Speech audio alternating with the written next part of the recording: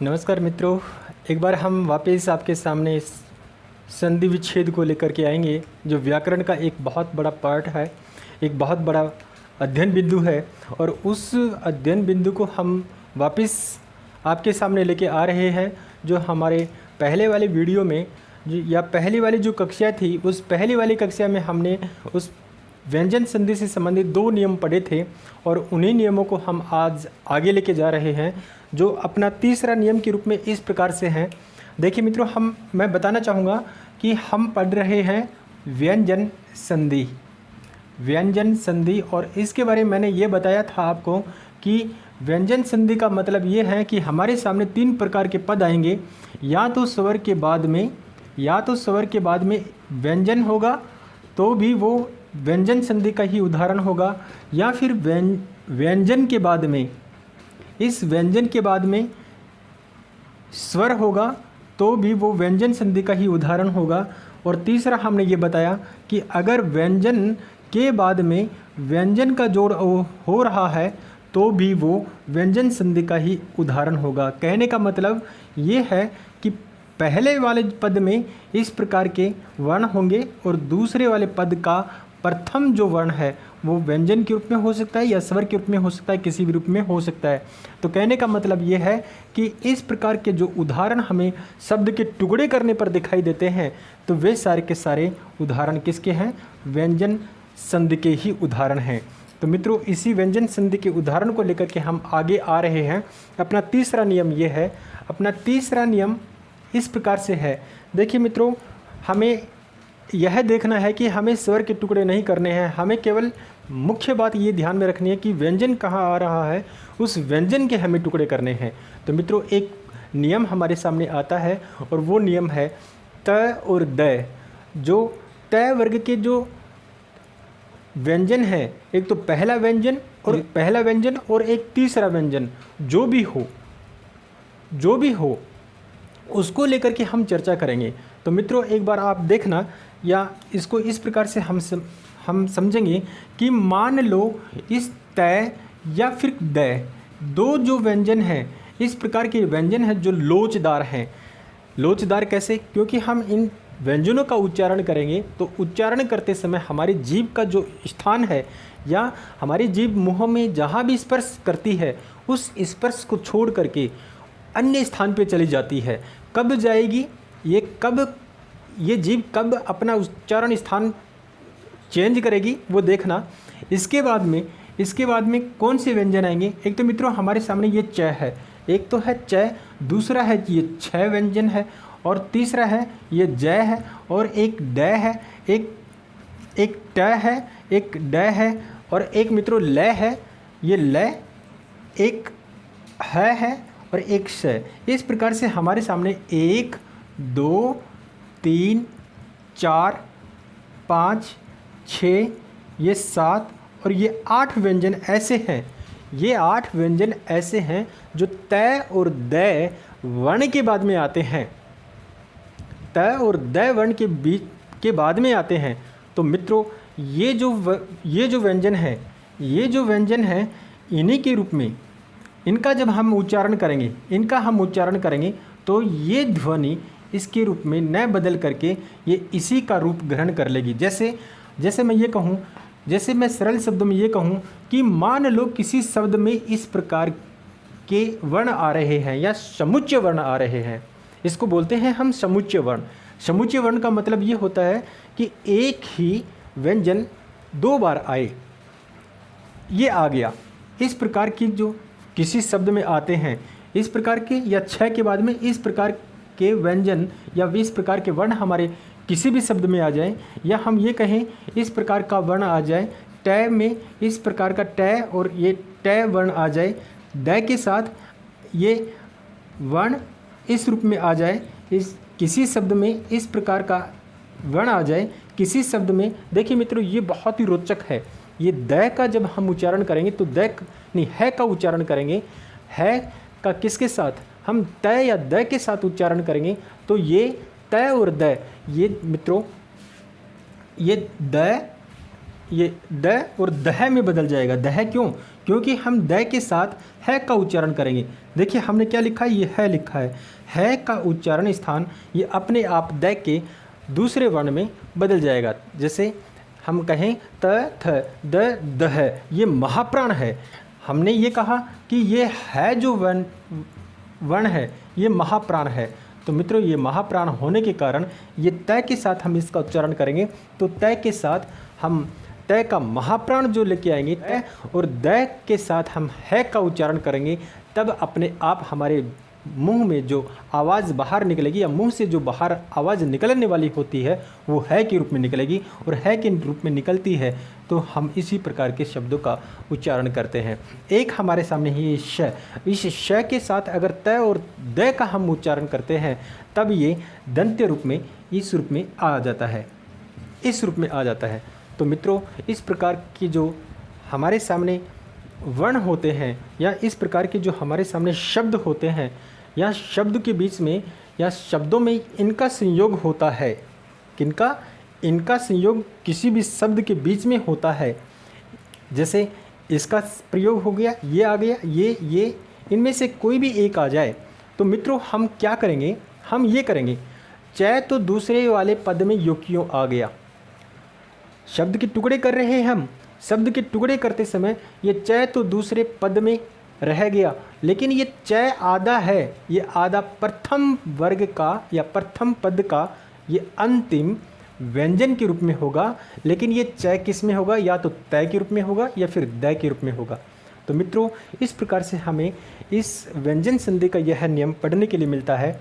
जैसे मैं एक एग्जाम्पल लेता हूँ, एक एग्जाम्पल लेते हैं हम, जैसे सच्चरित है, सचरित।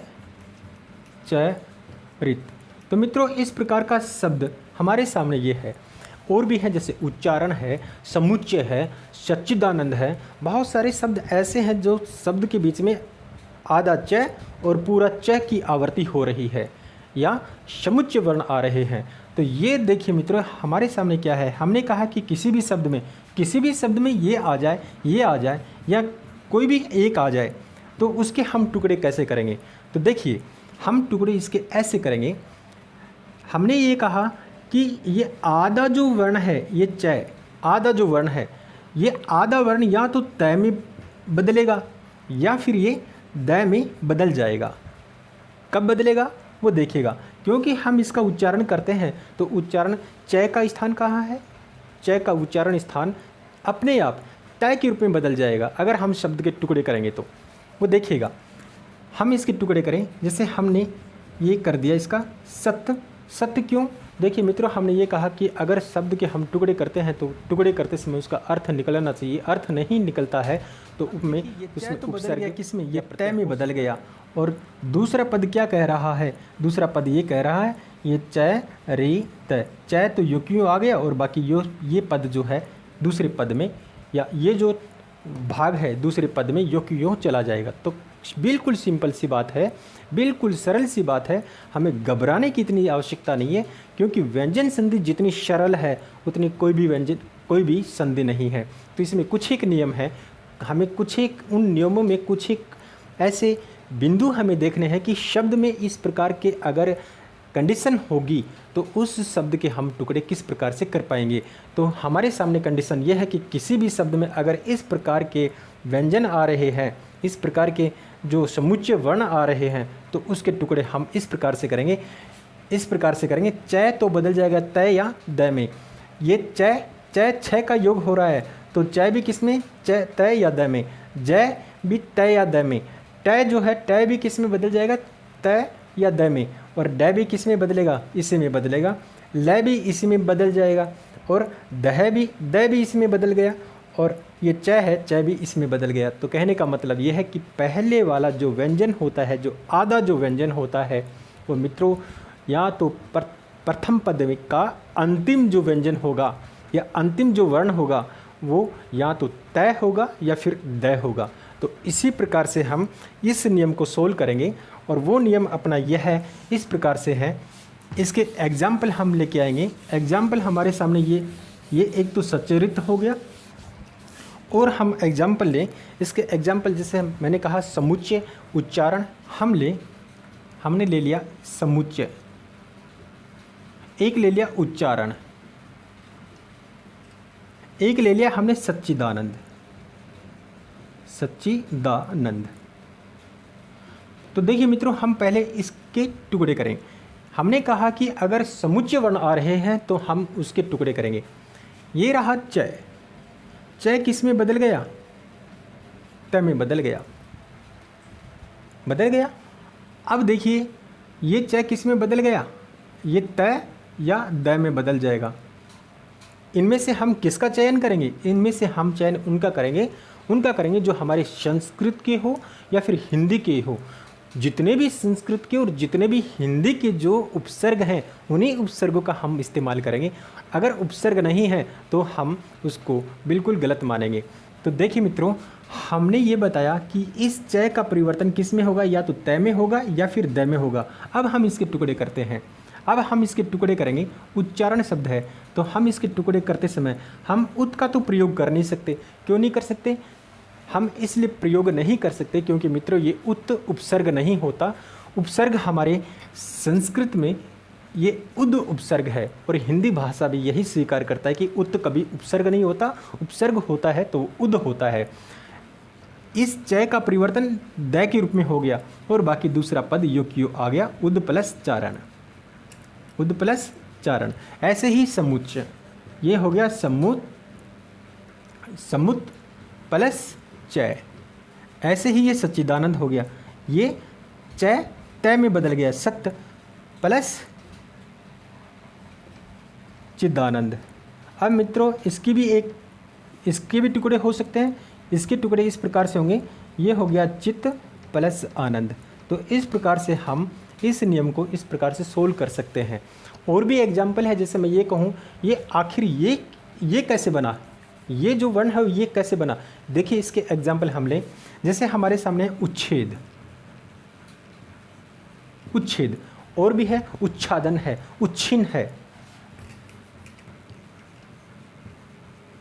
उच्छिन्न। अब देखिए इसके टुकड़े करेंगे। हमने कहा देखिए शब्द में क्या है, ये रहा हमारा नियम, ये है, ये आधा चय और पूरा चय। तो हमारे शब्द में इस उच्छेद शब्द में ये रहा आधा चय और ये रहा पूरा चय। अब देखिए इसके टुकड़े हम करेंगे।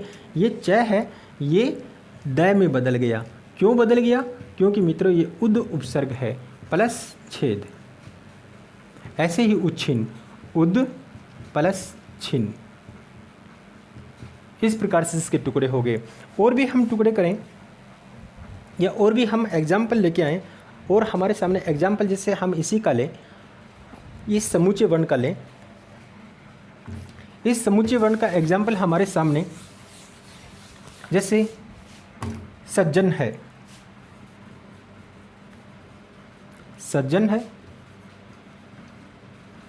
उज्ज्वल है। हमने कहा समूचे वर्ण, ये रहा समूचे वर्ण। हमारे नियम के आधार पर हमने ये बताया कि ये जो वर्ण है जो स्वर रहित है, ये तो किस में बदलेगा? या तो तय में या फिर द में। अब इस जय को तो हम किस में बदलेंगे? हमें इस प्रकार से बदलना पड़ेगा। ये तो हो गया सत्य और ये बाकी बच गया, ये आ गया जन।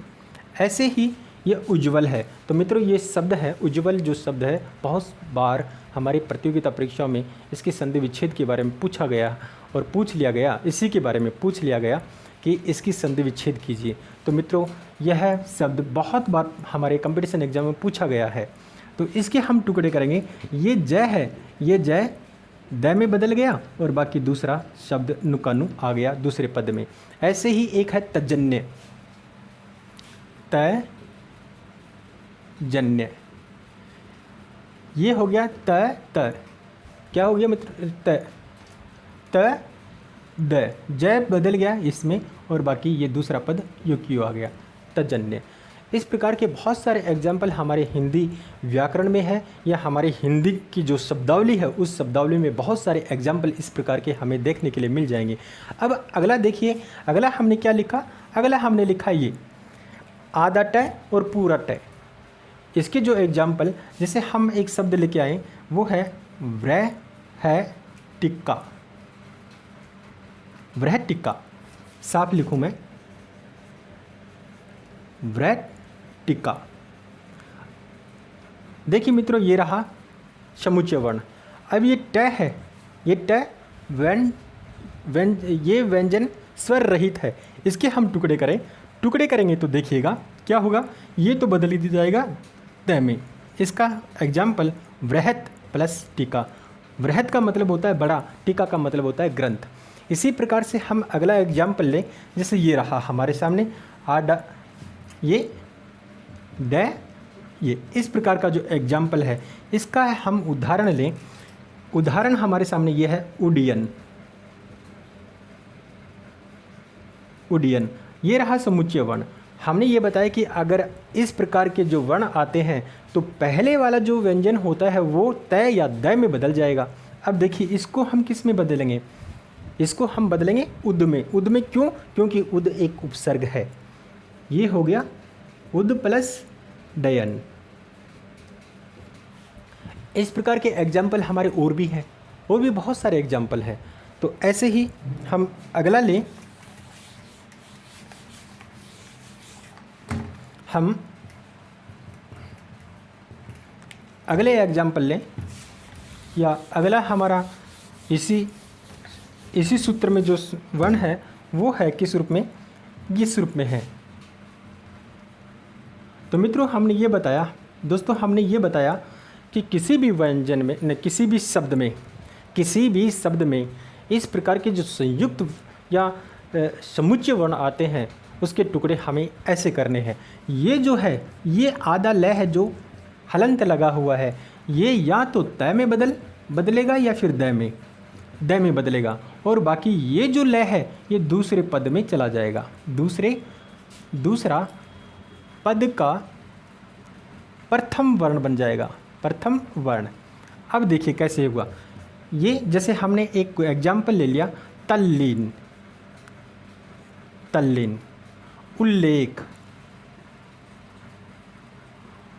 इस प्रकार के एग्जाम्पल ले। और भी ले, जैसे उल्लास,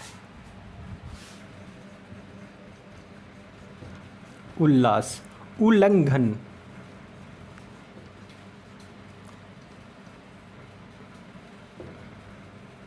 इन शब्दों की हम संधि विच्छेद करेंगे। जैसे हमने कहा ये तल्लीन हमारे सामने है, ये क्या है देखिए मित्रों, ये रहा आधा लय और ये रहा पूरा लय। ये लय किस में बदल जाएगा, ये देखिए ये लय बदलेगा मित्रों ये तत्त में, तत्त प्लस लीन, ये हो गया। ये उल्लेख ये बन गया उद, ये लय द में क्यों बदला, क्योंकि ये एक प्रकार से क्या है, उपसर्ग है। तद प्लस लेख, ये किस में बदला है, ये बदला है उद प्लस लंघन, और ये उद प्लस लास। इस प्रकार के हमारे सामने एग्जाम्पल और भी हैं। अब हमारा अगला जो भाग है वो है तय और द में किस प्रकार से बदलता है वो देखिएगा। जैसे एक एग्जाम्पल हमारे सामने है, जैसे पद्धति है,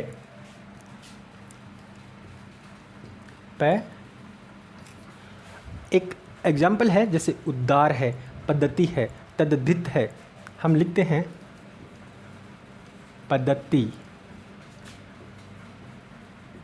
उद्दार। हमने क्या लिखा, देखिए ये द हमने ऐसे लिख दिया, लेकिन ये है इस प्रकार से है पद्धति। हम लिखें तो ये ऐसे लिखा जाता है पद्धति। अब देखिए मित्रों हमने ये बताया, हमारा एग्जाम्पल ये कह रहा है कि अगर किसी शब्द में आधा द और दह की आवर्ती होती है, या दह इस प्रकार से लिखा जाता है किसी शब्द में, ये रहा हमारा ये शब्द, इसमें ये रहा द और ये रहा दह। तो देखिए इसके हम टुकड़े कैसे करेंगे। ये द तो या तो तय में या फिर द में बदलेगा, किस में, इसी में बदलेगा। इसके हम टुकड़े करते हैं। देखिए मित्रों ये द है, द तो युक्तियों आगे इसमें पद, ठीक। अब देखिए ये दह है, ये दह किस में बदल जाएगा, ये दह बदल जाएगा है में। तो दूसरे वाले पद में इस दह की जगह ये हति बन जाएगा। क्या बन जाएगा, ये हति बन जाएगा। क्यों बदलेगा? क्योंकि हम यह कहते हैं कि है खुद एक अपने आप में महाप्राण है, और ये दह है, दह खुद अपने आप में क्या है? महाप्राण है। अगर हम दह का उच्चारण करते हैं तो दह वर्ण के साथ एक महाप्राण की आवाज़ बाहर निकलती है, जिसका हम है के रूप में उच्चारण करते हैं, और है के रूप में उच्चारण करने के साथ साथ इस दह का परिवर्तन है में हो जाता है। इसी प्रकार से एक एग्जाम्पल और है, जैसे है ये उद्धार। उद्धार का हम इसके टुकड़े करें तो ये बन गया उद प्लस हार। हार क्यों? क्योंकि हमने कहा कि ये दह है, ये दह के साथ, इस दह के साथ है महाप्राण की आवाज़ बाहर निकल रही है।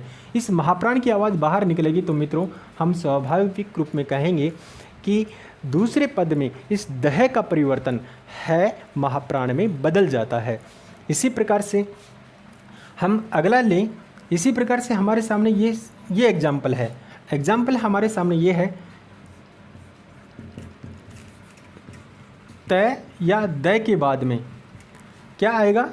अगर श आता है, अगर क्या आता है? स आता है, तो ये तय और द है, ये तो च में बदल जाएंगे और बाकी इसके बाद में स लिखा जाएगा। ये क्यों लिखा जाएगा? वो इसलिए लिखा जाएगा मित्रों क्योंकि च का जो उच्चारण स्थान है, च का जो उच्चारण स्थान है हमारे मुंह में तालु वाला स्थान है। हमारी जीभ तालु को स्पर्श करती है, और स का उच्चारण स्थान कहाँ है? इसका उच्चारण स्थान भी तालु है। तो मित्रों ये स्वाभाविक है, ये है बात स्वाभाविक है कि अगर हम शब्द के टुकड़े करते समय अलग अलग इन दोनों की ध्वनि का उच्चारण करेंगे तो स्वाभाविक है कि हमारे सामने इसी प्रकार के शब्द के टुकड़े निकलते बाहर दिखाई देंगे। तो हम इसी का एग्जाम्पल लें। जैसे हमारे सामने एक एग्जाम्पल है उच्छ्वास। क्या है? उच्छ्वास है, उत्श्रृंखल है। उच्छ्वास हम लें, उच्छ्वास एक एग्जाम्पल है उच्च श्रृंखल। मित्रों ये जो क्वेश्चन है, ये जो शब्द है, यही शब्द सन 2016 में राजस्थान लोक सेवा आयोग ने कॉलेज व्याख्याता के लिए स्क्रीनिंग टेस्ट करवाया था, और उस स्क्रीनिंग टेस्ट में विषय से संबंधित 2 पेपर हुआ करते थे। उन 2 पेपर में से एक पेपर में यह संधि विच्छेद पूछी गई थी, उच्च श्रृंखल की संधि विच्छेद पूछी गई थी। तो मित्रों यह जो शब्द है ये कई बार किस अन्य कंपटीशन एग्जाम में भी पूछा गया है, तो एक बार इसको हम गौर करके देखेंगे कि इसकी संधि विच्छेद क्या होती है। लेकिन देखने से पहले हम इस सूत्र को जानें कि हमारा सूत्र ये कह रहा है किसी भी शब्द में अगर इस प्रकार के शब्द आते हैं, किसी भी शब्द में अगर इस प्रकार के शब्द आते हैं तो उसके हम टुकड़े करेंगे तो कैसे करेंगे? वो देखिए ये च है, ये च ये तो बदल गया किस में? ये द में बदल गया। क्यों बदल गया? क्योंकि इसके साथ उ का प्रयोग हो रहा है, तो ये तो हो गया उपसर्ग बन गया। अब बाकी क्या बचा? ये छ बचा है। ये छ का उच्चारण स्थान कहाँ है वो देखिएगा। छ का उच्चारण स्थान मित्रों ये तालु वाला है, और तालु वाले स्थान के साथ हम इस द का उच्चारण करेंगे। द के साथ हम इस छ का उच्चारण करते हैं तो स्वाभाविक है कि हमारे मुख से इस प्रकार की ध्वनि बाहर निकलती है। तो इसका संधि विच्छेद हो गया, उच्छ्वास का हो गया उद प्लस श्वास। ऐसे ही उत्श्रृंखल का उत्श्रृंखल का ये च तो बदल गया किस में? द में, और इसके साथ ये उपसर्ग बन गया और ये बन गया श्रृंखल। तो इस प्रकार से मित्रों ये जो नियम है, कौन सा नियम? हमारे व्यंजन संधि का ये जो नियम है ये बहुत ही सरल है। हमें केवल यह देखने की आवश्यकता है, हमें यह जानने की आवश्यकता है कि आखिर शब्द में अगर ये आ जाते हैं, समुच्चय वर्ण आ जाते हैं, इस प्रकार के वर्ण आ जाते हैं तो उसके टुकड़े हम पहले वाले व्यंजन को या तो हम त में बदलेंगे या फिर द में बदलेंगे, और दूसरे वाले पद में ये दूसरा जो पूरा व्यंजन है वो दूसरे पद में प्रथम वर्ण के रूप में आ जाएगा। तो इस प्रकार से अपना ये नियम है, बहुत ही सरल है। तो इसको हम अच्छी तरह से करें और इसको सोल्व करते समय हमारे से कहीं भी गलती न हो, इसलिए मैं आपसे यह उम्मीद करूँगा कि आप इसे अच्छी तरह से सोल्व करने का प्रयास करेंगे। अब अपना अगला नियम है,